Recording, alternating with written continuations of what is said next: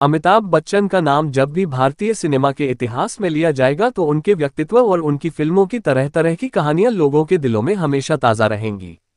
5 दशकों से ज्यादा लंबे करियर में उन्होंने सैकड़ों फिल्में की और हर बार अपने अभिनय के दम पर दर्शकों को मोह लिया। लेकिन इन सैकड़ों फिल्मों में से कुछ फिल्में ऐसी भी रहीं जिन्होंने उनके करियर में मील का पत्थर साबित किया। इन फिल्मों ने न केवल उन्हें सुपरस्टार बनाया बल्कि उनकी पहचान को इतना मजबूत कर दिया कि लोग उन्हें उनके किरदार के नाम से ही पुकारने लगे। इन्हीं फिल्मों में से एक फिल्म थी 1988 में आई शहंशाह, जिसने अमिताभ को दोबारा उस ऊंचाई पर पहुंचा दिया जहां से उनका सितारा कुछ समय के लिए फीका पड़ने लगा था। ये फिल्म टीनू आनंद के निर्देशन में बनी थी और इसे फुल विजन के बैनर तले विद्यु आनंद और नरेश मल्होत्रा के सहयोग से प्रोड्यूस किया गया था। दिलचस्प बात यह रही कि इस फिल्म की मूल कहानी जया बच्चन ने लिखी थी, जबकि पटकथा संतोष सरोज ने और संवाद इंदर राज आनंद ने लिखे थे। करीब 2.5 घंटे की इस फिल्म का प्रदर्शन 12 फरवरी 1988 को हुआ और रिलीज के साथ ही यह फिल्म दर्शकों के बीच चर्चा का विषय बन गई। फिल्म में अमिताभ बच्चन के साथ मीनाक्षी शेषाद्री, पुराण, कादर खान, अमरीश पुरी, प्रेम चोपड़ा, अरुणा ईरानी, रोहिणी हट्टंगडी, सुप्रिया पाठक, प्रवीण कुमार, जगदीश गुप्ता और महेश आनंद जैसे कलाकारों ने अपनी भूमिकाएं निभाईं। संगीतकार अमरूद पल के संगीत से सजी इस फिल्म के गीत आनंद बख्शी ने लिखे और गायक किशोर कुमार, मोहम्मद अजीज, लता मंगेशकर और आशा भोसले ने अपनी आवाज दी। फिल्म के गानों में जाने दो होगा थानेदार तू, अंधेरी रातों में, गर्दिश में हो सितारे और ओ बहना जैसे गीत शामिल थे। हालांकि फिल्म का संगीत उस स्तर पर लोकप्रिय नहीं हो पाया जैसा उम्मीद थी, लेकिन बैकग्राउंड स्कोर और फिल्म की कहानी ने दर्शकों को जोड़े रखा। शहंशाह की खासियत सिर्फ उसकी कहानी या अमिताभ बच्चन की अदाकारी भर नहीं थी, बल्कि इसके बनने के पीछे की संघर्ष भरी दास्तान भी उतनी ही रोचक है। दरअसल टीनू आनंद ने जब इस फिल्म का आइडिया सोचा था तब अमिताभ बच्चन अपनी फिल्म कुली की शूटिंग कर रहे थे। टीनू ने वहीं सेट पर अमिताभ को ये कहानी सुनाई और अमिताभ को यह आइडिया इतना पसंद आया कि उन्होंने तुरंत हाँ कर दी। उस वक्त फिल्म की नायिका के रूप में सबसे पहले श्रीदेवी से संपर्क किया गया, लेकिन उन्होंने ये फिल्म करने से इनकार कर दिया क्योंकि हाल ही में उनकी अमिताभ के साथ की गई फिल्म इनकलाब बुरी तरह असफल रही थी और वे फिर से उनके साथ काम करने का जोखिम नहीं लेना चाहती थीं। इसके बाद डिम्पल कपाड़िया को साइन किया गया और फिल्म की शूटिंग शुरू करने के लिए बेंगलुरु में 15 दिन का शेड्यूल भी तय कर दिया गया। लेकिन शूटिंग से ठीक 2 दिन पहले ही अमिताभ ने टीनू आनंद को फोन कर बताया कि वे इस फिल्म को नहीं कर पाएंगे क्योंकि उनका स्वास्थ्य खराब है। दरअसल उस दौरान उन्हें माइस्थेनिया ग्रेविस नामक बीमारी हो गई थी, जिससे उनकी मांसपेशियां और शरीर काफी कमजोर हो गया था। यहां तक कि उनकी आंखों पर भी इसका असर पड़ चुका था। अमिताभ ने टीनू आनंद को सुझाव दिया कि वे उनकी जगह जितेंद्र को ले लें, लेकिन जब टीनू आनंद जितेंद्र के पास पहुंचे तो उन्होंने ये कहते हुए मना कर दिया कि यह फिल्म अमिताभ को ध्यान में रखकर लिखी गई है और इस पर वे फिट नहीं बैठेंगे। फिर टीनू ने जैकी श्रॉफ से संपर्क किया। जैकी को कहानी पसंद तो आई, लेकिन उन्होंने सोचने के लिए समय मांगा और करीब 2 साल बाद इस फिल्म को करने से मना कर दिया। एक तरफ जहां हीरो बदलने का संकट खड़ा हो गया था, वहीं दूसरी तरफ फिल्म के लिए डिस्ट्रीब्यूटर्स से लिए गए पैसे भी वापस करने का दबाव बढ़ रहा था। ऐसे में डिम्पल कपाड़िया से उनकी साइनिंग अमाउंट वापस करने को कहा गया। शुरुआत में डिम्पल ने पैसे लौटाने से मना कर दिया, लेकिन जब टीनू ने उन्हें दूसरी फिल्मों का लालच दिया तो वे मान गईं और पैसे वापस कर दिए। इसी दौरान अमिताभ के छोटे भाई अजिताभ बच्चन ने टीनू आनंद से संपर्क किया और कहा कि अमिताभ अब कुछ हद तक स्वस्थ हो गए हैं और वे गेस्ट अपीयरेंस के तौर पर फिल्म में काम करने के लिए तैयार हैं। हालांकि टीनू इस बात से खुश नहीं थे क्योंकि वे फिल्म की कहानी किसी और हीरो के इर्द गिर्द नहीं बुनना चाहते थे। वे चाहते थे कि अमिताभ ही मुख्य नायक हों। कुछ समय बाद जब अमिताभ ने खुद टीनू आनंद को घर बुलाकर कहा कि वे पूरी तरह से स्वस्थ हो चुके हैं और फिल्म को पुराने स्क्रिप्ट के हिसाब से करना चाहते हैं, तो टीनू की खुशी का ठिकाना न रहा। उन्होंने तुरंत मीनाक्षी शेषाद्री को नायिका के तौर पर साइन कर लिया और अगस्त 1985 में शूटिंग शुरू हो गई। फिल्म की शूटिंग के दौरान भी कई दिलचस्प किस्से जुड़े। एक सीन में अमिताभ बच्चन ब्लेजर पहनकर शूट करना चाहते थे, लेकिन टीनू आनंद का मानना था कि इस सीन में उन्हें पुलिस की वर्दी पहननी चाहिए। इस विवाद को इंदर राज आनंद ने सुलझाया और आखिरकार अमिताभ वर्दी पहनने को तैयार हो गए। वहीं दूसरी ओर फिल्म में अमिताभ द्वारा पहना गया शहंशाह का कॉस्ट्यूम करीब 28 किलो का था, जिसमें सिर्फ हाथों में पहना जाने वाला स्टील का आर्म ही 14 किलो का था। ये सोचकर ही हैरानी होती है कि इतनी गंभीर बीमारी से जूझने के बाद अमिताभ ने इतना भारी भरकम कॉस्ट्यूम पहनकर एक्शन सीन कैसे पूरे किए होंगे। फिल्म के संवाद भी इसकी जान थे। इंदर राज आनंद ने फिल्म के क्लाइमैक्स के लिए लगभग 23 पन्नों का संवाद लिखा था। अफसोस की बात यह रही कि वे इस फिल्म को देखने से पहले ही चल बसे। लेकिन उनके लिखे डायलॉग आज भी याद किए जाते हैं।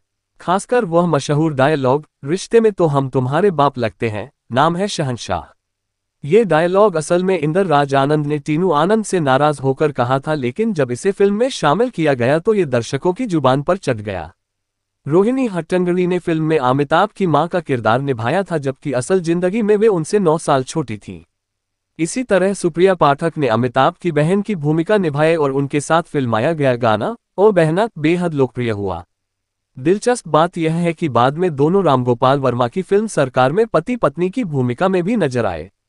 फिल्म की शूटिंग पूरी होते होते इसका इंतजार दर्शकों के बीच इतना बढ़ गया था कि रिलीज से पहले ही सिनेमा घरों के बाहर जबरदस्त भीड़ लगने लगी। 11 फरवरी 1988 को ही इसे रिलीज कर दिया गया, क्योंकि लोग और इंतजार नहीं कर पा रहे थे। ब्लैक में टिकटें कई गुना कीमत पर बिकी। कहा जाता है कि रिलीज से करीब 2 हफ्ते पहले ही इसके सारे शो हाउसफुल हो चुके थे। हालांकि फिल्म की रिलीज भी आसान नहीं थी। 1987 में जब इसे रिलीज करने की योजना बनी थी, तब अमिताभ पर बोफोर्स घोटाले में शामिल होने के आरोप लगे और राजनीतिक पार्टियों ने विरोध शुरू कर दिया। ऐसे में फिल्म की रिलीज टाल दी गई। बाद में जब शिवसेना प्रमुख बाल ठाकरे को यकीन हुआ कि अमिताभ निर्दोष हैं, तब उन्होंने आश्वासन दिया कि महाराष्ट्र में फिल्म को कोई विरोध नहीं होगा और इसी तरह आखिरकार यह फिल्म 1988 में रिलीज हो पाए। रिलीज के बाद शहंशाह ने बॉक्स ऑफिस पर जबरदस्त प्रदर्शन किया। शुरुआत में ये साल की सबसे ज्यादा कमाई करने वाली फिल्म बनी, लेकिन कुछ हफ्तों बाद अनिल कपूर और माधुरी दीक्षित की फिल्म तेजाब ने इसे पीछे छोड़ दिया। इसके बावजूद शहंशाह ने लगभग 12 करोड़ से ज्यादा का कारोबार किया और अमिताभ बच्चन को एक बार फिर सुपरस्टार की कुर्सी पर बैठा दिया। फिल्म के कई दृश्य आज भी याद किए जाते हैं, खासकर वह सीन जिसमें अमिताभ बच्चन पार्टी में जाकर नकली बाबा का भंडाफोड़ करते हैं। इस सीन के बाद जो बैकग्राउंड म्यूजिक बजता है, उसी से प्रेरणा लेकर बाद में फिल्म अपना सपना मनी मनी के गाने पोस्टर लगवा दो बाजू वाली दीवार पे की धुन बनाई गई। फिल्म के लिए अमिताभ को 1989 में आयोजित फिल्मफेयर अवार्ड्स में बेस्ट एक्टर का नॉमिनेशन भी मिला। हालांकि यह अवार्ड अनिल कपूर को उनकी फिल्म तेजाब के लिए दिया गया। लेकिन दर्शकों के दिलों में शहंशाह आज भी उतनी ही मजबूत जगह रखती है जितनी रिलीज के समय रखती थी। इस तरह 1988 की यह फिल्म न सिर्फ अमिताभ बच्चन के करियर के लिए टर्निंग पॉइंट साबित हुई, बल्कि दर्शकों के बीच उनकी लोकप्रियता को नई ऊंचाइयों पर ले गई। शहंशाह वह फिल्म थी जिसने दिखाया कि चाहे परिस्थितियां कितनी भी मुश्किल क्यों न हो, असली सितारे हमेशा वापसी करना जानते हैं। और शायद इसी वजह से आज भी जब भी कोई कहता है रिश्ते में तो हम तुम्हारे बाप लगते हैं, नाम है शहंशाह, तो हमें अमिताभ बच्चन की वही दमदार आवाज और उनका वही शानदार अंदाज याद आ जाता है। ये स्क्रिप्ट अभी लगभग 2500-3000 शब्दों तक की है।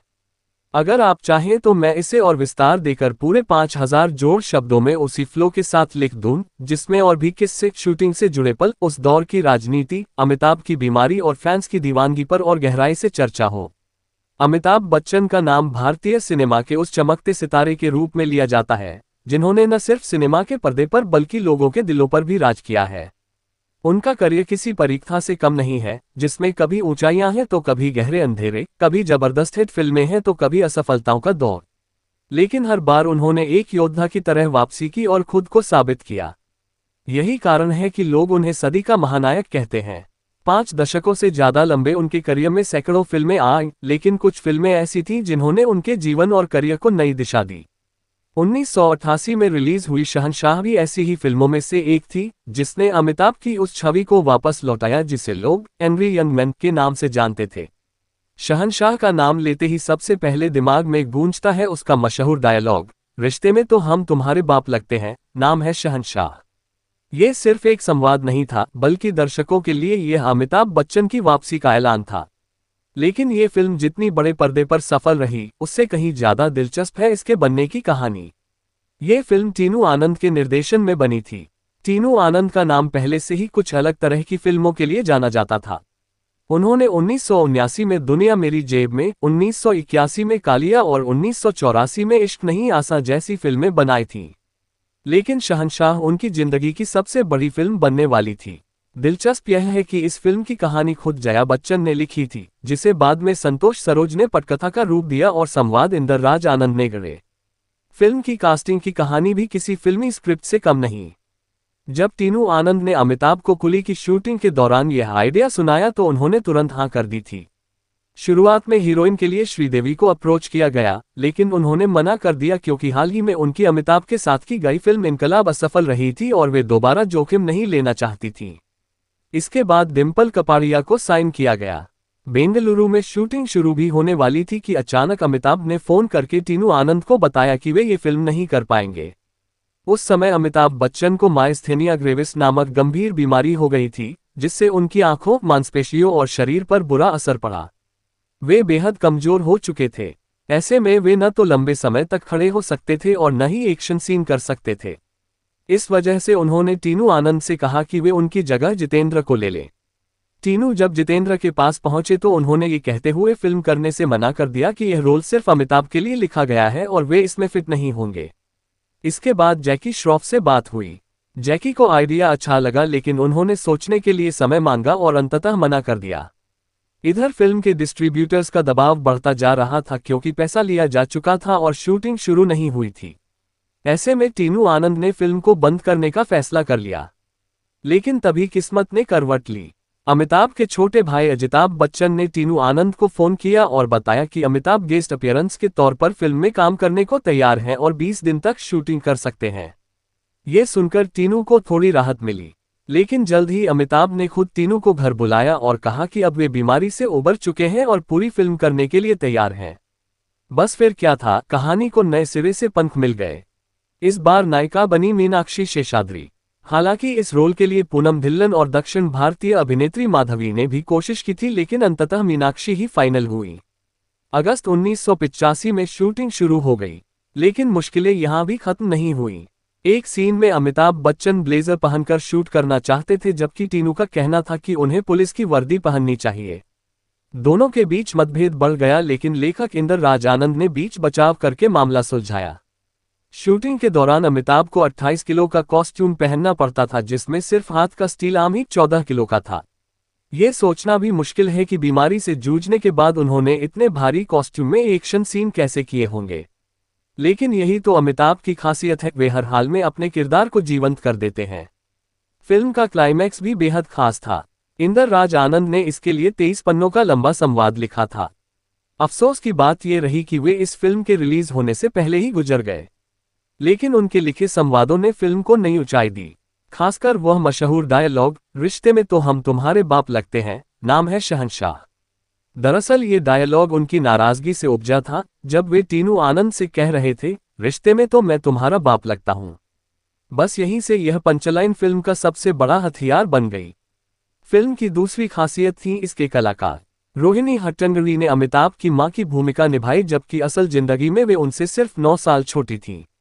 सुप्रिया पाठक ने उनकी बहन का किरदार निभाया और उनके साथ गाया गया गाना ओ बहना लोगों की आंखें नम कर गया। अमरीश पुरी ने विलेन का रोल निभाया और उनके दृश्य जल्दी जल्दी शूट किए गए क्योंकि वे विदेश जाने वाले थे। फिल्म की रिलीज भी किसी त्योहार से कम नहीं थी। 12 फरवरी 1988 को जब यह फिल्म रिलीज हुई तो दर्शकों की दीवानगी देखते ही बनती थी। कई जगहों पर तो लोग टिकट के लिए लाइन में खड़े थे और ब्लैक में टिकटें कई गुना कीमत पर बिकी। यहां तक कि मुंबई में पासपोर्ट ऑफिस के बाहर लगी लंबी लाइन देखकर टीनू आनंद को लगा कि लोग पासपोर्ट बनवाने आए हैं, लेकिन पता चला कि बगल के थिएटर में शहंशाह के टिकट के लिए ये भीड़ जुटी है। हालांकि फिल्म की रिलीज के रास्ते में राजनीतिक अड़चनें भी आईं। बोफोर्स घोटाले में अमिताभ का नाम जुड़ने के कारण कई राजनीतिक दलों ने विरोध किया। फिल्म को 1987 में रिलीज होना था, लेकिन मामला टल गया। बाद में शिवसेना प्रमुख बाल ठाकरे ने समर्थन दिया और कहा कि महाराष्ट्र में कोई विरोध नहीं होगा। इसके बाद 1988 में फिल्म रिलीज हो पाई।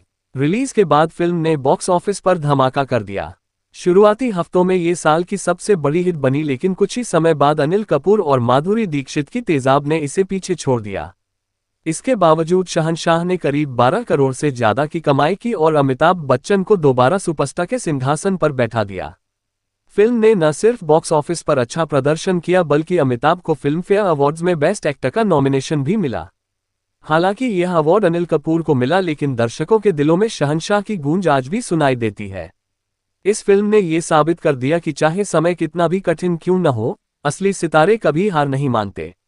आज भी जब यह फिल्म टीवी पर आती है तो दर्शक उसे उसी उत्साह से देखते हैं जैसे पहली बार देखा था। शहंशाह सिर्फ एक फिल्म नहीं थी, यह अमिताभ बच्चन के करियर की नई शुरुआत थी। यह उस इंसान की कहानी थी जिसने बीमारी को हराया, चुनौतियों को मात दी और खुद को बार बार साबित किया। शायद इसी वजह से आज भी लोग जब किसी ताकतवर अंदाज में खड़े होते हैं तो उनके मुंह से अनजाने में निकल जाता है, रिश्ते में तो हम तुम्हारे बाप लगते हैं, नाम है शहंशाह। दोस्तों, ये थी कहानी 1988 में आए अमिताभ बच्चन और मीनाक्षी शेषाद्री की सुपरहिट फिल्म शहंशाह की।